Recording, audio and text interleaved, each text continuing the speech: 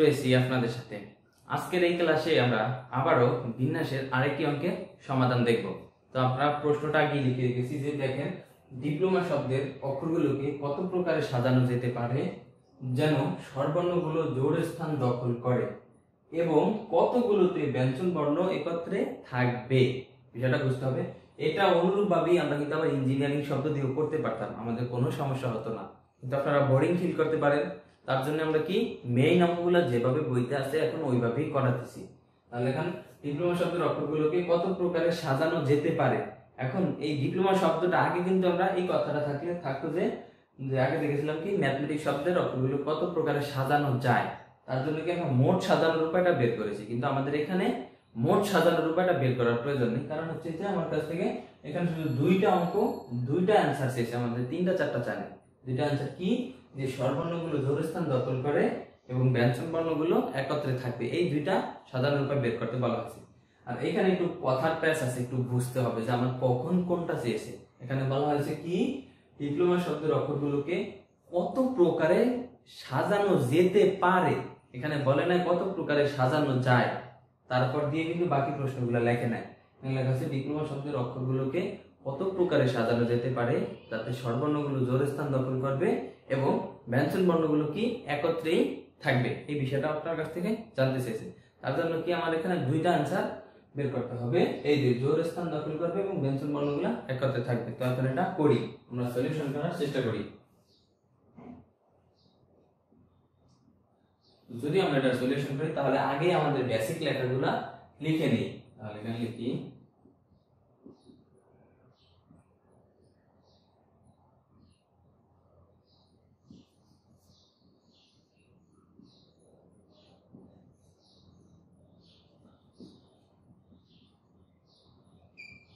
তিনটা 60টি। এখন দেখেন কি লিখলাম, ডিপ্লোমা শব্দের মোট অক্ষর আছে 60টি। এখন এটার ভিতরে দেখেন যে একের অধিক কোনো বর্ণ নাই, তো আমার বাকি বর্ণ না থাকলে ওটা বাদ যাবে। তাহলে এখন আমরা বাকি লেখাগুলো লিখে দিই, ব্যঞ্জন বর্ণ কয়টা এবং স্বরবর্ণ কয়টা।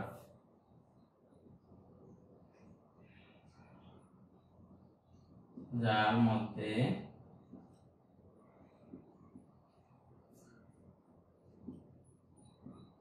স্বরবর্ণ কয়টা আছে, স্বরবর্ণ আছে একটা, দুইটা, তিনটা।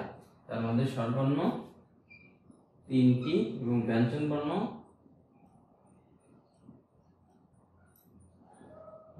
আছে কয়টা, 4, 5, 6, 7, তাহলে 4টি। এটা আমাদের কি বেসিক লেখা আমরা লিখে নিলাম। এখন আমাদের প্রথম সলিউশনে যাই, স্বরবর্ণগুলো জোড় স্থান দখল করবে। এই যে আমরা যে শব্দগুলো পেতে পারি বা স্বরবর্ণগুলো যে জোড় স্থান দখল করে, আমরা এখানে জোড় বলতে বুঝি কি 2, 4, 6, তাহলে প্রথম থেকেই তো শুরু হবে। তাহলে প্রথমে 2 নাম্বার অবস্থানে একটা শব্দ বসবে, দেন কি হবে, এখানে আছে কি মোট 3টা বর্ণ। 3টা বর্ণ থেকে এখানে 3টা বর্ণ, এখানে দেখেন যে কি আছে, আই আছে, ও আছে আর এ আছে, 3টা বর্ণ আছে।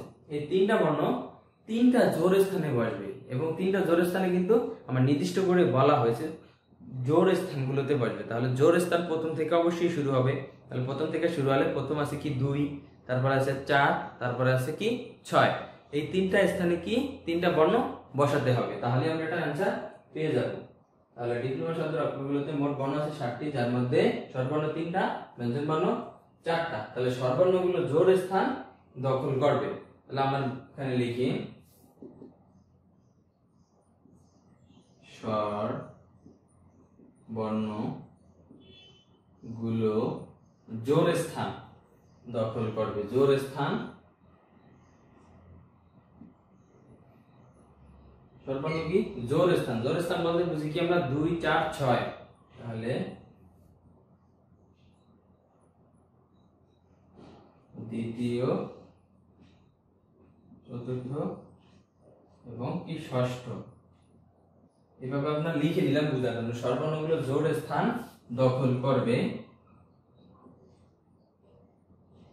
জোড় স্থান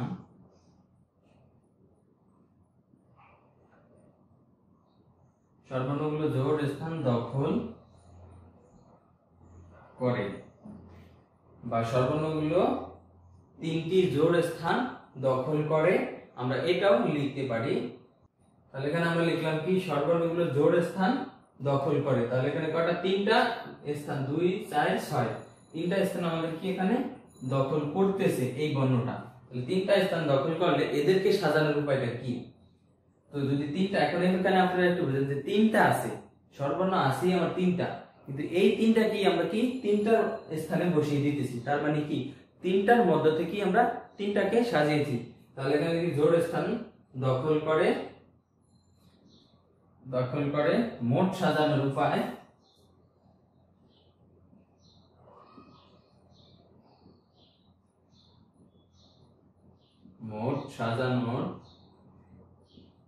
মোট সাজানোর উপায়টা হবে কি? এখানে লিখতে পারি আমরা 3p3, এটা হচ্ছে কি মোট সাজানোর উপায়টা। কারণ হচ্ছে যে কি এখানে আমরা কোনো ফ্যাক্টরিয়াল আনতে পারি না, কারণ হচ্ছে আমরা এখানে আসেই তিনটার মধ্যে থেকে তিনটাকে সাজিয়েছি। এখন যদি আমরা এটা ফ্যাক্টরিয়াল লিখতে যাই তাহলে আমরা কি 3 ফ্যাক্টরিয়াল লিখতে পারি, তাও আমাদের কোনো সমস্যা হবে না। কিন্তু এটা বেসিক্যালি নিয়মে আসতেছে না আমাদের, যেহেতু আমরা পারমুটেশনের বিন্যাস অঙ্ক করতেছি, তো এটা আমাদের পারমুটেশন দিয়েই ক্যালকুলেট করার চেষ্টা করতে হবে। তাহলে আমরা কি মানে তিনটা থেকে তিনটাকে সাজানোর চেষ্টা করলাম। তো এর আগের ভিডিওতে আমরা এরকম একটা অঙ্ক করেছিলাম যে এই মানগুলো কিভাবে ক্যালকুলেট করতে হয়। এখানে আছে কি 3, এখানে n এর মানও দেওয়া আছে, এখানে মেইন সূত্রটা হচ্ছে কি npr। তাহলে এখানে n এর মানও দেওয়া আছে, r এর মানও আমার দেওয়া আছে। তাহলে আমরা এটা কিভাবে লিখবো? এখন লিখবো তিনটা পদ পর্যন্ত। তাহলে এখানে 3, তাহলে লিখবো 3 - 1, এটা আমরা লিখবো।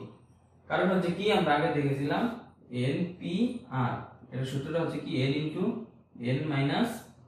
r, n - 1, n - 2, n - 3, মানে এটা r পর্যন্ত, r এর মান যদি 4 হয় তাহলে এটা 3 পর্যন্ত চলমান, মানে চারটা পদ পর্যন্ত চলমান।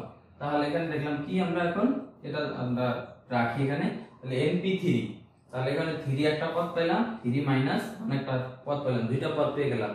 এখানে নিচে আছে আর জায়গায় 3, আমরা সর্বোচ্চ তিনটা পদ নিতে পারবো। তাহলে এখানে দেখি 3 - 2, এটা দিলাম। এখন যদি এটাকে আমরা ক্যালকুলেট করি তাহলে 3 ইনটু এখান থেকে 3 থেকে অন গেলে থাকে কি 2, তাহলে 2 ইনটু এখানে থাকে 3 থেকে অন গেলে থাকে কি 2 গেলে থাকে 1, তাহলে কি 6 উপায়। তাহলে কি আমরা একটা মান পাইলাম 3 দুগুণা 6। তাহলে এই অংশটুকু আমরা মুছে দেই। তাহলে এইটা পাইলাম কি আমরা শুধু সর্বর্ণগুলো জোড় স্থানে আছে এই অবস্থাটা পাইলাম, কিন্তু আমার টোটাল অ্যানসারটা সর্বর্ণগুলো জোড় স্থান দখল করে থাকবে এই অ্যানসারটা আমরা এখনো পাইনি। তাহলে এটা পেতে হলে আমার কি করতে হবে? আবার ব্যঞ্জন বর্ণগুলা যেগুলো আছে, এখন এখানে দেখেন আর একটু বুঝিয়ে দেই, DIPLOMA, ডিপ্লোমা থেকে কি করলাম আমরা IOA, এই তিনটাকে আমরা কিন্তু এখন কি এইখানে সাজিয়ে নিলাম, কিন্তু আমার যে ব্যঞ্জন বর্ণগুলো আলাদা আছে DPLM, এই চারটা ব্যঞ্জন বর্ণগুলো আছে, এগুলা কি এই দুগুলোর জায়গায় থাকবে? এগুলা কি চেঞ্জ হবে না? অবশ্যই চেঞ্জ হবে। তাহলে এগুলা কি বিজোড় স্থানে এগুলা চেঞ্জ হতে থাকবে, তাহলে ওই বিষয়টা আমরা এখন লিখতে হবে। তাহলে একটু মুছে দেই। তাহলে এখানে লিখতে পারি কি ব্যঞ্জন বর্ণ,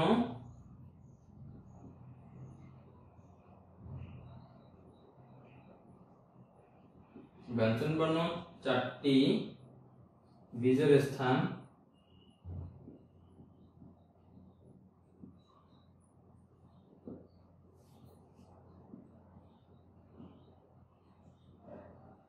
ব্যঞ্জন বর্ণ চারটা কি বিজোড় স্থান দখল করে। আমরা ওইভাবে লিখতে পারতাম, বিজোড় স্থানগুলো কি 1 3 5 7 এইভাবে 9 পর্যন্ত আমরা লিখতে পারতাম।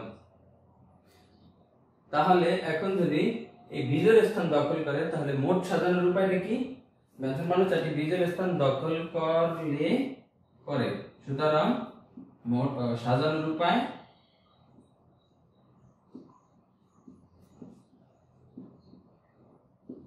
সাজানোর উপায়টা কি হবে? সাজানোর উপায়টা হবে আচ্ছা এটা হবে না, এখানে সাধারণ ভাবে যে চারটা আমরা এখানে আছে বর্ণ, চারটা ব্যঞ্জন বর্ণ কি আমরা চারটা বিজোড় স্থানে বসানোর চেষ্টা করব। তাহলে এটা কি চারটার মধ্যে থেকেই আমরা চারটা সাজাই দিয়েছি, তাহলে এটা লিখতে পারি কি সরি 4p4, তার মানে কি চারটা থেকেই আমরা চারটা সাজিয়েছি। এখন যদি এটাকে ক্যালকুলেট করি তাহলে আমরা লিখতে পারি 4 4 - 1 4 - 2 4 - 3, তাহলে এখানে দেখি 4 × 3 × 2 × 1, তাহলে এখানে হয় কি 4 × 4 = 8 3 4 12 12 × 24, তাহলে 24, তাহলে 24। এখন যদি সর্বর্ণ চারটি বিজোড় স্থান দখল করলে যেটা করলে লিখি তাহলে লেখাটা সুন্দর হবে। দখল করলে কি সাধারণ উপায়টা হচ্ছে কি 24 উপায়। এখন যদি এই দুইটা বিষয়কে আমরা গুণ করে দেই তাহলেই আমরা কি সর্বর্ণগুলো জোড় স্থান দখল করবে এই মোট সাজানো উপায়টা বসাতে পারবো। তাহলে এখন এখানে লিখতে পারি সুতরাং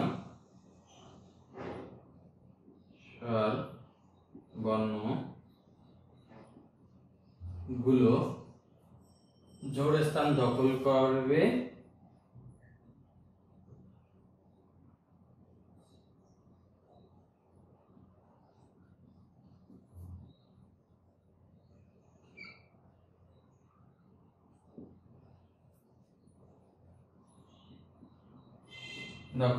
কত উপায় 6 × 24, তাহলে এটাকে যদি আমরা গুণ করে দেই 400 কত 24 4 হাতে কত 2 7 গুণ কত 12 12 × 2 কত 14, তাহলে 144 উপায়।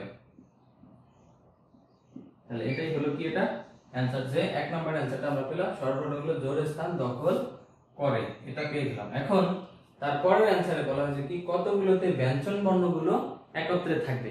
এর আগে কিন্তু আমরা করেছিলাম যে কতগুলোতে স্বরবর্ণগুলো একত্রে থাকবে। তো এখানে যেটাই বলুক, স্বরবর্ণ বলুক বা ব্যঞ্জন বর্ণ বলুক, আমার কোনো সমস্যা নেই। যখনই একত্রের কথা বলবে তখন ওই বর্ণগুলোকে কি একটা ধরে নিতে হবে। তাহলে এখন আমরা এখানে আবার দ্বিতীয় নম্বরে সলিউশন করি। দ্বিতীয় নম্বরে যদি সলিউশন করতে যাই তাহলে আমরা ওই আমার লেখাগুলোতে এগুলো সব ঠিকই থাকবে, তাহলে আমরা এই লেখাগুলো মুছে দিয়েও করতে পারি। বাইরে আপনারা একটু দেখে নেন, দেন তারপর করতেছি। এখন আমরা দ্বিতীয় নম্বর যদি করি কতগুলোতে ব্যঞ্জন বর্ণগুলো একত্রে থাকবে, তাহলে মোট ব্যঞ্জন বর্ণ আছে কয়টা 4টা, তাহলে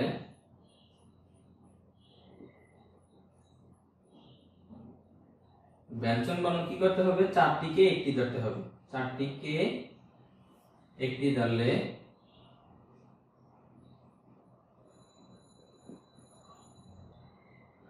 ব্যঞ্জন বর্ণ 4টিকে একটি ধরলে মোট বর্ণ হয় কয়টা, মোট বর্ণ হয় 4টা।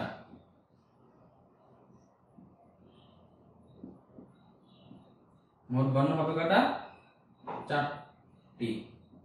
4টি কিভাবে ব্যঞ্জন বর্ণ 4টাকে ধরলাম আমরা একটা, আর আগে কি স্বরবর্ণ এখানে আমরা দেখি এই যে এখানে দেখেন লেখা আছে ডিপ্লোমাতে কি স্বরবর্ণ ব্যঞ্জন বর্ণ আছে কয়টা 4টা, ডি পি এল এম, এই চারটাকে কি আমরা একটা ধরলাম। একটা ধরার পরে আমার বাকি থাকে কি আই ও এ, এই তিনটার সাথে যদি একটা যোগ করে দিই তাহলে হয় কয়টা আবার 4টা। এটা একটু বুঝবেন যে 4টা এবং 4টাই হয়, তাহলে একটু ব্যতিক্রম মনে হইতেছে, কিন্তু ব্যতিক্রম কিছু নেই, একটু বুঝতে হবে। ব্যঞ্জন বর্ণ 4টিকে একটি ধরলে মোট বর্ণ হয় 4টি। সুতরাং এদেরকে সাজানোর উপায়, সুতরাং এদের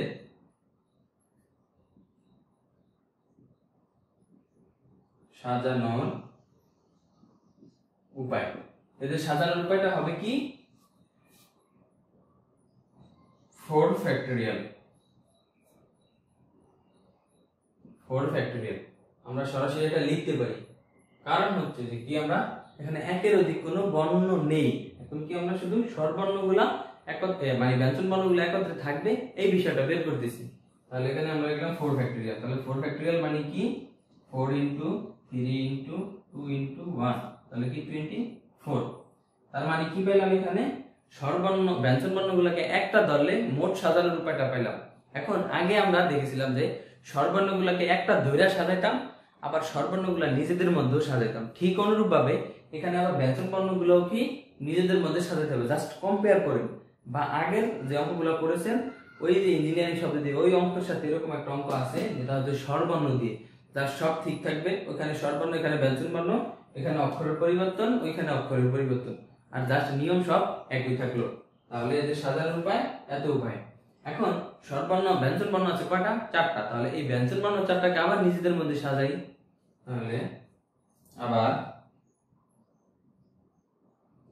ব্যঞ্জন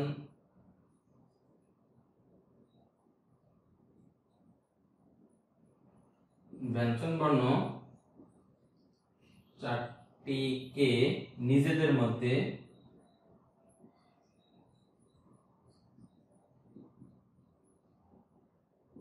সাজানোর উপায়।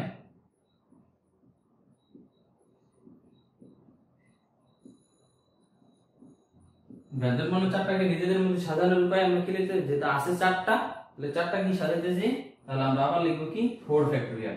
4 ফ্যাক্টোরিয়াল লিখবো, এবং দেন এটার নিচে আমরা কি ভাগাকারে কিছু দিব, আমরা একের অধিক কোনো বর্ণই নাই এখানে, তার জন্য আমরা ভাগাকারে কিছু দিতে পারলাম না। তাহলে এটাও আসবে কত? 24। এখন আমরা দুইটা মান পাইলাম এখানে, এই এক মান এবং এই একটা মান। এখন আমরা আগেও দেখেছিলাম যে ওই যেই বর্ণগুলোকে একত্রে ধরবো, ধরে ওই বর্ণটাকে সাজানোর উপায়টা, এবং ওই যেই বর্ণগুলোর কথা বলা হয়েছে ওই বর্ণকে নিজেদের মধ্যে সাজানোর উপায়টা গুণ করে দিলেই আমরা কি একত্রে থাকবে এই বিষয়টা বের করতে পারি। তাহলে ব্যঞ্জন বর্ণগুলো একত্রে থাকবে, সুতরাং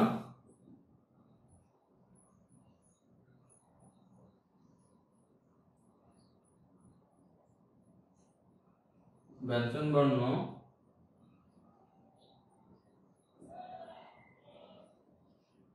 একত্রে থাকবে কি 24 into 24। তাহলে এটাকে যদি আপনারা গুণ করে দেন তাহলে একটা आंसर পেয়ে যাবেন। তাহলে এখানে হয় কত, দেখি আমরা গুণ করি, 16 16 6 আর তার যে 1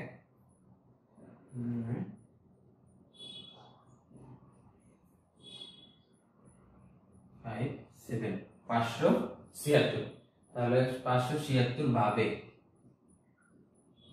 বা উপায়ে। তাহলে আমরা এখানে দেখতে পেলাম যে কি, এখন এই দুটাকে গুণ করে দিলাম, গুণ করে দেওয়ার পরে আমরা কি একটা মান পেয়ে গেলাম। এই যে এখন দুটোটা आंसर আমরা পেয়ে গেলাম, ব্যঞ্জন বর্ণগুলো একত্রে থাকবে কত 576 উপায়ে। আর প্রথমের आंसरটা আমরা পেয়ে গেলাম কি, স্বরবর্ণগুলো স্থান দখল করবে বা জোর স্থান দখল করবে। তো এই বিষয়গুলা বিন্যাসের একটু বলে দেই যে এগুলো হচ্ছে জাস্ট একটু বোঝার বিষয়, আপনি বুঝবেন। যদি আপনি কথাগুলো বুঝতে পারেন তাহলে আপনি কখনো চাইবেন না যে বিন্যাসে আপনার অঙ্কগুলো কখনো পরীক্ষা খাতায় মিস হোক। খুব ইজিলি ব্যাপার। এখান থেকে একটা প্রশ্ন অবশ্যই পরীক্ষার সময় মাস্ট বি আপনার থাকবে রচনামূলকে, দেন আপনার সংক্ষিপ্ত, অতি সংক্ষিপ্ত থাকতে পারে, সংক্ষিপ্ত অতি সংক্ষিপ্ত তো একটা থাকবেই, দেন বাকিগুলা আল্লাহ ভরসা। তো আমরা এই অঙ্কগুলো খুব ভালোভাবে করব এবং অনেক বেশি বেশি প্র্যাকটিস করব। আর অঙ্ক করার মানে এই নয় যে আমি কতগুলো অঙ্ক করছি, আমি একবার করে যদি 500 অঙ্ক করি আমার কোনো লাভ নাই। আমার অঙ্ক করতে হবে যে আমি একটা অঙ্ক কত উপায়ে করতে পারলাম, বা একটা অঙ্ক কত ভাবে করলাম, বা একটা অঙ্ক কতবার করলাম, এই বিষয়টা আমার মনে রাখতে হবে। তাহলে একটা অঙ্ক যতবার করবেন ওই অঙ্কটা নিয়ে আপনি ভাববেন, আপনার চিন্তা করবেন, তাহলে কিন্তু আপনি আপনার অঙ্কটা করতে পারবেন। আর হচ্ছে যদি আপনার অঙ্ক করতে ভয় লাগে বা অঙ্ক করতে আপনার যে ইতস্ত বোধ হয়, তাহলে বুঝে নেবেন আপনি ভুল উপায়ে ভুল মানুষের কাছে শিখেছেন। তা এটাই হলো মেইন কথা। কারণ অঙ্ক ম্যাথমেটিক্সটাই হচ্ছে একটা মজার বিষয়, যেটা খুব ডিপলি বুঝতে হবে এবং ডিপলি নলেজ দিয়ে মানে আপনার নলেজটা গেদার করে নিতে হবে, তাহলেই কিন্তু আপনি এই বিষয়টা সম্পূর্ণরূপে বুঝতে পারবেন। ধন্যবাদ।